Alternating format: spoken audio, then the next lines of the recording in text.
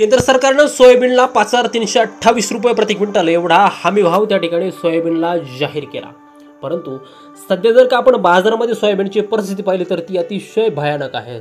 3,500 रुपये ते 4,200 रुपये एवढ्या कमी भावानं आज शेतकऱ्याचं सोयाबीन खरेदी होत आहे।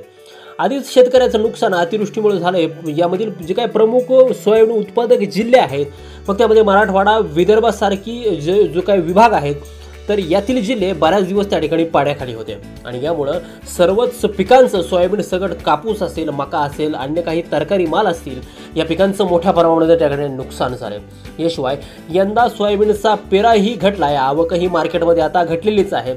याशिवाय आंतरराष्ट्रीय बाजारपेठेमध्ये सोयाबीनला हे चांगले दिवस आहेत।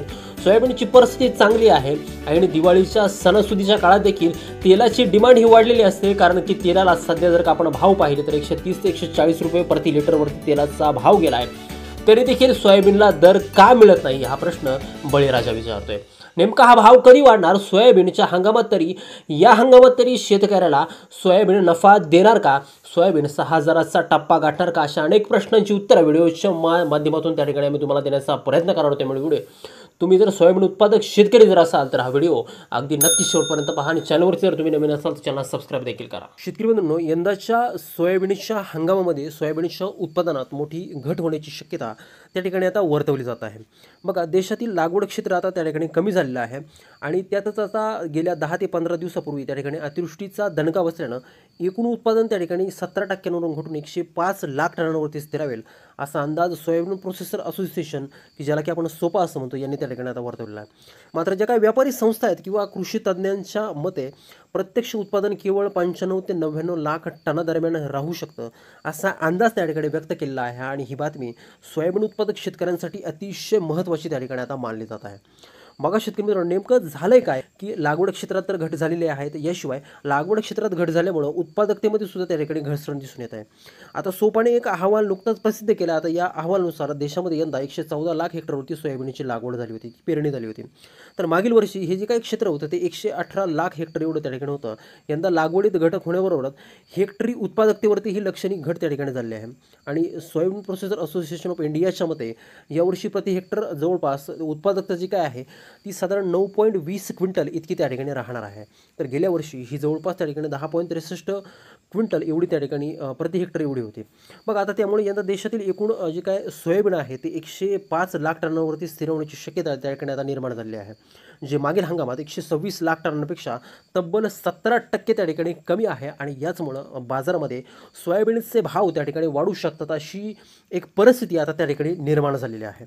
बघा शेतकरी मित्रांनो, पावसाची अनियमितता आणि कीड रोगांच्या प्रादुर्भावामुळे यावर्षी उत्पादनात मोठी घट त्या ठिकाणी झालेली आहे। त्यातही राजस्थानमधील सोयाबीन उत्पादनात जवळपास निम्म्याने घटल्याचा अंदाज सोपाने नमूद केलेला आहे। अनेक जिल्ह्यामध्ये येलो मोझॅकसारखा आजारामुळे त्या ठिकाणी सोयाबीन पीक हे नष्ट झालं। याशिवाय अतिवृष्टीमुळे देखील अनेक पिकंही त्या ठिकाणी पाण्याखाली गेली आणि त्यामुळे सोयाबीनचं उत्पादन महाराष्ट्रासह त्या ठिकाणी राजस्थान असेल किंवा त्या ठिकाणी अजून मध्य प्रदेश असेल यामध्ये घटण्याची अधिक त्या ठिकाणी चर्चा आता सुरू आहे। बघा शेतकरी बंधूंनो, यापुढे आपण जर का बघितलं तर महाराष्ट्रामध्ये सुद्धा मोठ्या प्रमाणात त्या ठिकाणी पावसाचा फटका बसला आणि महाराष्ट्रातील मराठवाडा आणि विदर्भामध्ये सोयाबीन उत्पादक जे काही भाग आहेत त्यामध्ये मोठा पावसाचा दणका बसला आहे।